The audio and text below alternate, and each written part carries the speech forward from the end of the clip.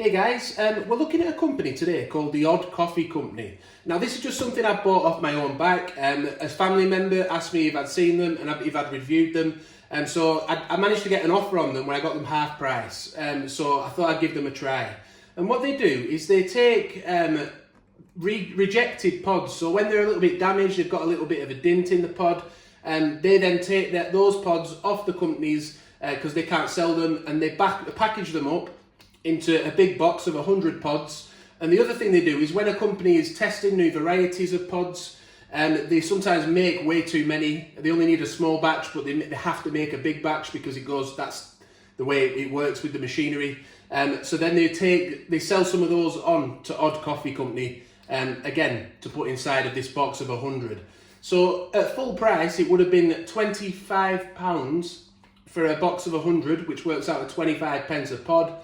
If you get that on subscription, then it ends up being £23.50, so 23.5 pence a pod. I managed to get it half price as a startup offer, so it was 12.5 pence a pod, £12.50. So it was worth a try, wasn't it? And also the main selling point is that it's good for the environment, because they're saying all these pods would have gone to waste otherwise. But they're repackaging them up and selling them on. It's a little bit like wonky veg, isn't it? And actually, when the box came, it actually came with a leaflet for a wonky veg company as well. So that's the kind of market they're aiming at. But let's get this box open. We'll have a look what's inside, see just how damaged these pods are, and yeah, what kind of quality they are. So here's a bit more information as to what they are as a company. It says, did you know that thousands of tonnes of great coffee is wasted every year? The Odd Coffee Company works closely with premium coffee roasters across England, helping to reduce their excess waste.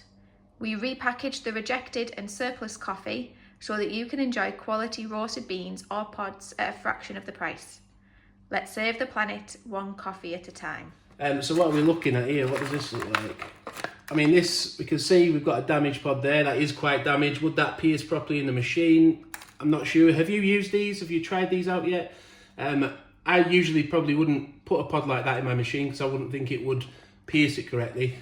But that's maybe an example of just maybe the worst case scenario. But you can see they are quite bashed up and damaged.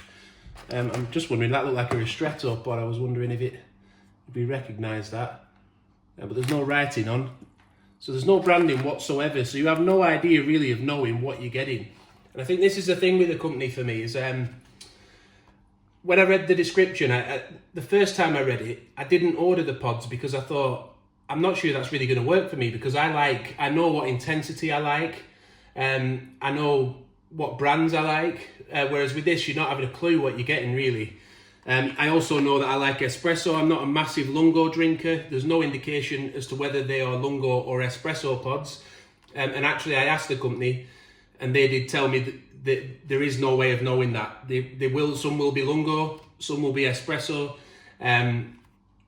Basically, it's just a bit of a lucky dip as to what you get.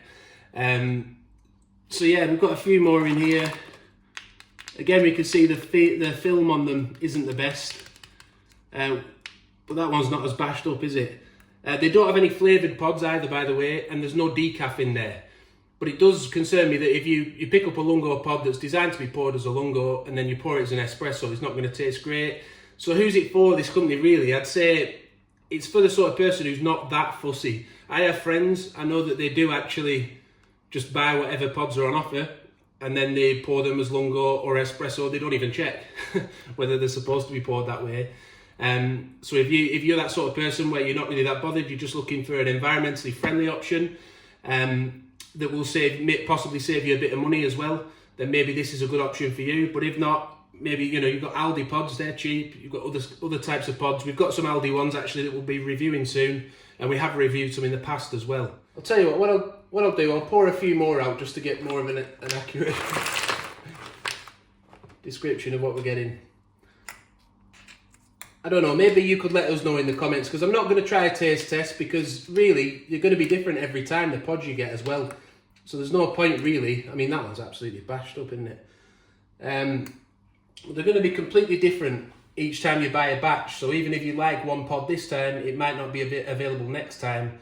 And again, I think it'd be unfair to maybe judge the company if I tried 2 or 3 pods now and they weren't very good, the rest of them might be a lot better. So maybe it's not fair to judge them on one batch. But let us know what you think of the concept. If you have anything similar where you're in the country where you are, I hope the video's helped you out, showing you what condition these pods are in from the Odd Coffee Company. Do give the video a like if it's helped you, subscribe to the channel and hit the notification bell so you don't miss future upcoming videos. Would you put these in your machine? Let us know in the comments. Bye for now.